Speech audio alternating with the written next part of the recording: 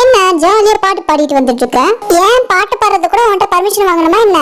ஏய், என்ன இப்படி பேசிட்டு இருக்க? வீட்ல என்ன நிறைய ஒர்க் இருக்கு, நீ பாட்டு ஜாலியா இருக்க? என்ன ஒர்க் இருக்கு? இல்லதான் முடிச்சிட்டோமே.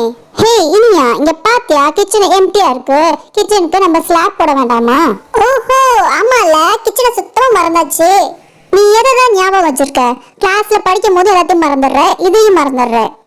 சரி சரி, சும்மா என் பேரை டேமேஜ் பண்றதுலே இருக்காத. என்ன வேலை செய்யணும்னு சொல்லு. இங்க பார் இனியா, நம்ம இந்த மாதிரி ஒரு கார்ட்போர்டு எடுத்துக்கிட்டு அதை நம்ம அடுப்பு வைக்கிற மேடையை மாத்திடலாம், ஓகேவா?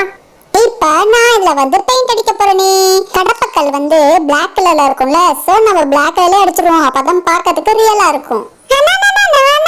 எனக்கு கொஞ்சம் கூட நான் அடிக்கிறேன், எனக்கு ஆசையா இருக்கதா? உன்னோட ஆசையை நிறைவேற்றணும்னா ஒரு பேப்பர் வச்சு பெயிண்ட் அடிச்சு பாரு.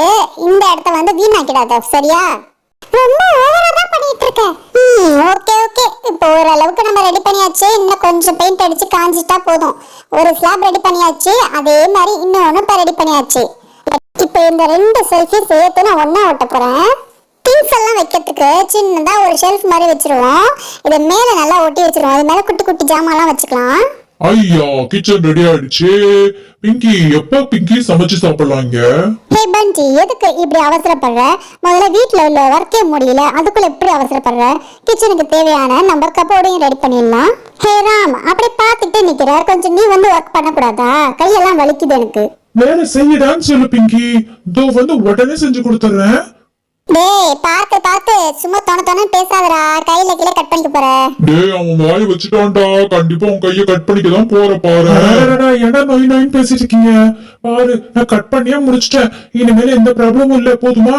இப்ப என்ன பண்ண போறேன்னா, இந்த கபோர்டுக்குள்ள அழகா குட்டி குட்டியா ஷெல்ஃப் வைக்க போறேன். ராம், ரெண்டு ஷெல்ஃப் மட்டும் வை போதும். ஏன்னா அப்பதான் பெரிய பெரிய திங்ஸ் எல்லாம் வைக்கிறதுக்கு ரொம்ப வசதியா இருக்கும். ஓகே ஆபீசர், நீங்க சொன்ன கண்டிப்பா நான் கேட்பேன். நீங்க என்ன சொல்றீங்களோ அதை மட்டும் தான் கேட்பேன். பிங்கி, இப்ப உன வாயை மூடிட்டு வேலை பண்ண சொல்றா, கேக்குறியா? பேசாம வாயை மூடிட்டு இருக்கோம், பேசாத.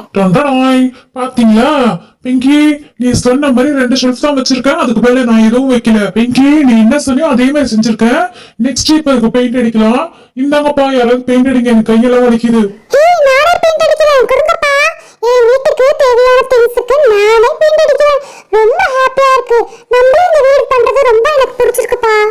நம்மளும் இவ்வளவு கஷ்டப்பட்டு இவ்வளவு அழகான வீடு கட்டிட்டு இருக்கோம். ஆனா நம்ம கட்டுற வீடை பார்த்து யாரும் பாராட்டவே மாட்டாங்களே, ரொம்ப கஷ்டமா இருக்கு. டேய் இனியா, நம்ம எதுக்கு வீடு கட்டிட்டு இருக்கோம்?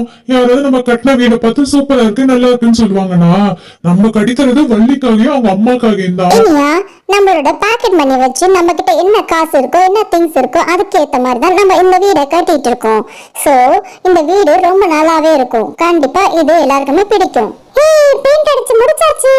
நெக்ஸ்ட் என்ன பண்ண போறோம்? அடுத்து என்ன, வள்ளி வீட்டு பொருள் எல்லாம் எடுத்துட்டு இங்க எல்லாத்தையும் அடுக்கி வச்சிருவோம். அப்பதான் ஆன்ட்டிக்கு ரொம்ப வசதியா இருக்கும். வாங்க போலாம்.